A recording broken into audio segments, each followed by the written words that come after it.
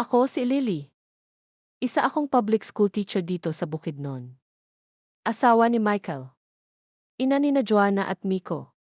At araw-araw, natutunan kong matakot, hindi sa gutom, hindi sa kahirapan, kundi sa oras.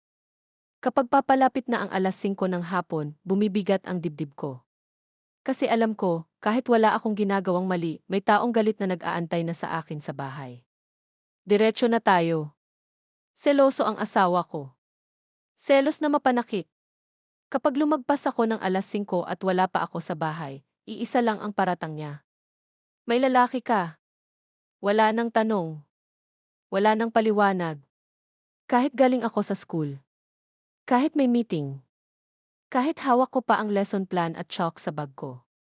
Hinahampas niya ako. Hinihila ang buhok ko hanggang mapaluhod ako. Itinutulak sa pader habang sumisigaw. Huwag mo akong gawing tanga, galit na sabi niya. Hindi ako lumalaban.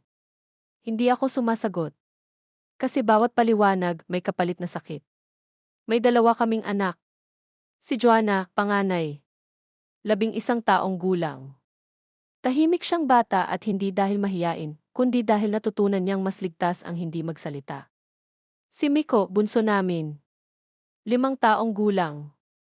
Minsan, habang tinatakpan ko ang mga pasa ko, niyakap niya ako at bumulong, "Mawag ka na lang pumasok bukas para di na magalit si Papa."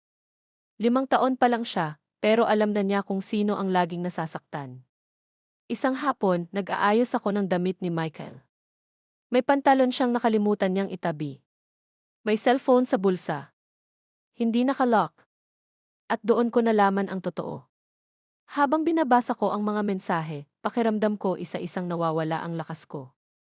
Miss you. Ang sarap ng yakap mo. Next duty mo, sunduin kita. Hindi ako ang kausap niya. Ang pangalan ay Stella. Isang nurse sa public hospital. At ang mas masakit, ex-girlfriend niya. Ako ang binubugbog. Ako ang pinagbintangan. Ako ang sinaktan. Pero siya, may ibang minamahal. Hinarap ko siya. Hindi ako sumigaw. Hindi ako nagwala. May babae ka.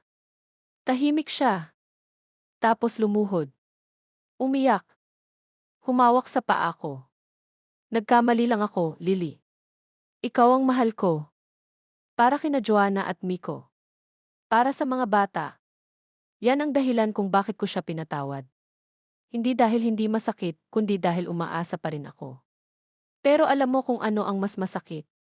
Kahit siya ang may kasalanan, ako pa rin ang sinasaktan niya.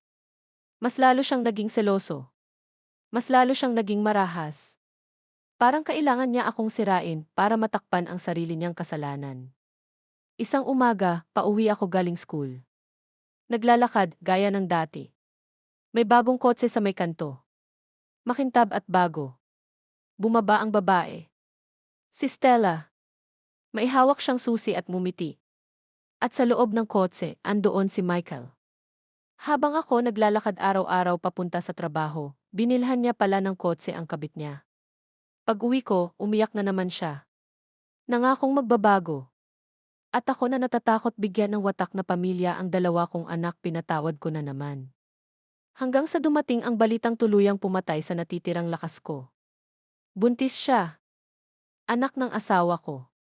Umupo ako sa kama. Tulog sina Joanna at Miko.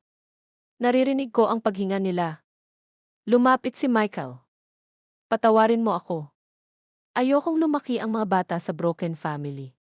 Tumingin ako sa pintuan ng kwarto ng mga anak ko. Ayokong masira ang pamilya namin. Pero araw-araw ako ang nasisira. Hindi ko alam kung ano ang pipiliin ko. Manatili na lang at turuan ang mga anak ko na normal lang saktan ang nanay nila? O umalis kahit masakit, kahit mahirap para ipakita sa kanila na may hangganan ang pagmamahal? Ako si Lily. Ito ang kwento ko. At hanggang ngayon, hindi ko pa rin alam kung alin ang mas nakakatakot, ang umalis o ang manatili.